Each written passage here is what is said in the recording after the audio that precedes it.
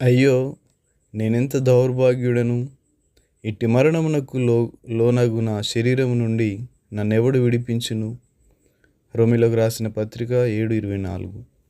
పూర్వదినములలో ఒక వ్యక్తి మరొకరిని హత్య చేసిన ఎడల అతనికి శిక్ష ఏమంటే చంపిన వాని మెడకు చచ్చిన వాని శవమును గట్టి విడిచిపెట్టుటే. ఎవరును ఎట్టి పరిస్థితులలోనూ ఆ కుళ్ళిపోవుచున్న వాసన కొట్టుచున్న శవాన్ని చంపిన వాని మెడ నుంచి విడిపించకూడదు. ఎవరైనా అట్లు చేసిన ఎడల వారినిద్దరినీ ఆ విడిపించిన వాని మెడకు కట్టెదరు. అటువంటి నియమము ఉన్న దినములలో చచ్చిన శవము మెడకు కట్టబడిన వ్యక్తి దినదినమునకు కుళ్ళిపోవచ్చు వాసన కొట్టుచున్న ఆ శవము నుండి విడుదల పొందలేక పారిపోవుటకు ప్రయత్నించినను వెంటాడుచున్న ఆ శవపు దుర్వాసనను భరించలేక, అయ్యో! నేనెంత దౌర్భాగ్యుడను! ఇట్టి మరణమునకు లోనైన శరీరము నుండి నన్ను ఎవరు విడిపించును అని అరుస్తూ ఏడుస్తూ చివరికి కులిన ఆ శవముతో పాటు తాను కూడా మరణిస్తాడు. పరిశుద్ధుడైన పౌలు తనతో పాటు ఒక శవం ఉండడం గుర్తించాడు. మీరు అపరాధముల చేతను దోషముల చేతను చచ్చిన వారై ఉండగా అన్నట్లు దేవుడు ఆదాము హవ్వలతో ఈ పండు తిను దినమున నిశ్చయముగా చచ్చెదరు అన్నట్లు జీవించుచున్నావన్న పేరు మట్టుకు ఉన్నది కానీ నీవు మృతుడవే.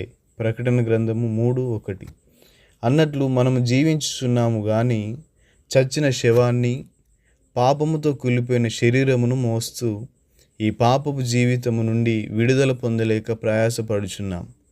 మన్నైనది వెనుకటి వలనే మరల భూమికి చేరును, ఆత్మ దాని దయచేసిన దేవుని యొద్దకు తిరిగి వెళ్ళును.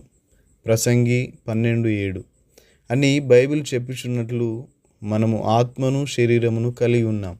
అందుకే పౌలు అంటున్నారు, అంతరంగ పురుషుని బట్టి దేవుని ధర్మశాస్త్రమునందు నేను ఆనందించుచున్నాను కానీ వేరొక నియమము నా అవయవములలో ఉన్నట్లు నాకు కనబడుచున్నది. అది నా మనస్సునందున్న ధర్మశాస్త్రముతో పోరాడుచు నా అవయవములలో నున్న పాప నియమమునకు నన్ను చెరపట్టి లోబరుచుకొనుచున్నది.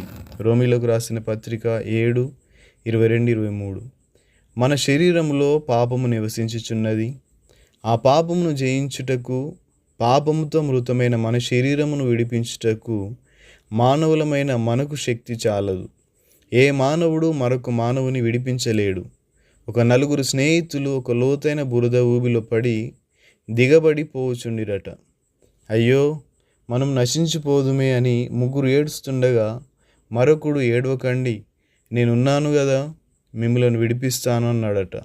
నీవు ఈ గోతిలోనే ఉండి మాతో పాటే మునిగిపోతూ మమ్మల్ని ఎలాగూ రక్షిస్తావు అని వారు వాపోయారట. ఏ భేదమును లేదు. అందరూ పాపము చేసి దేవుడు అనుగ్రహించి మహిమను పొందలేకపోవచ్చున్నారు. రోమా 3:23. పాపములో పతనమైపోతున్న మనలను పరలోకం నుండి దిగివచ్చిన వాడే మనలను పరలోకమునకు తీసుకొని వెళ్ళగలడు. పరలోకంలో ఉండు మనుష్య కుమారుడే తప్ప పరలోకమునకు ఎక్కిపోయిన వాడెవడునూ లేడు. యోహాను సువార్త 3:13. అయ్యో! నేనెంత దౌర్భాగ్యుడను! అవును, మనుష్యుని జీవితము ఈ లోకంలో దౌర్భాగ్యమైనది. అది ఇంతలో మాయమైపోయేటువంటిది. ప్రొద్దుట మొలచి చక్కగా వికసించి సాయంకాలము వాడిపోయే గడ్డి పువ్వు వంటిది. మన శరీరము మరణమునకు లోనైనటువంటిది.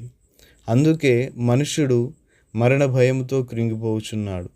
దినదినమునకు కృషించిపోయి మృతి నొంది నరకాగ్ని పాలగుచున్న మన శరీరములను ఆత్మలను విడిపించుటకే యేసుక్రీస్తు ఈ లోకంలోనికి వచ్చాడు.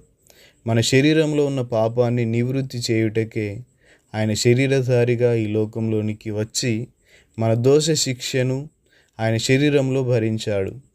మరణ భయముతో దాస్యమునకు లోనైన మనలను విడిపించుటకు ఆయన రక్త మాంసములలో పాలివాడై మరణం యొక్క బలము గల వానిని అనగా అపవాదిని పునరుద్ధానము ద్వారా జయించాడు. అయ్యో! నేనెంత దౌర్భాగ్యుడను! ఇట్టి మరణమునకు లోనైన శరీరము నుండి నన్ను ఎవరు విడిపించెదరు అన్న పౌలు క్రీస్తు యేసునందు జీవమునిచ్చు ఆత్మ యొక్క నియమము పాప మరణముల నియమము నుండి నన్ను విడిపించెను అని చెప్పగలిగాడు. రోమీయులకు రాసిన పత్రిక 8:2. పాప భారముతో కృంగుచు అయ్యో, నన్ను ఈ భారముల నుండి ఎవరు విడిపించును? ఈ రోగముల నుండి ఎవరు విడిపించును? నన్ను ఈ సమస్య నుండి ఎవరు విడిపించునని మూలుగుచున్నావేమో. యేసయ్య నిన్ను విడిపించుటకు శక్తిగలవాడిగా ఉన్నాడు.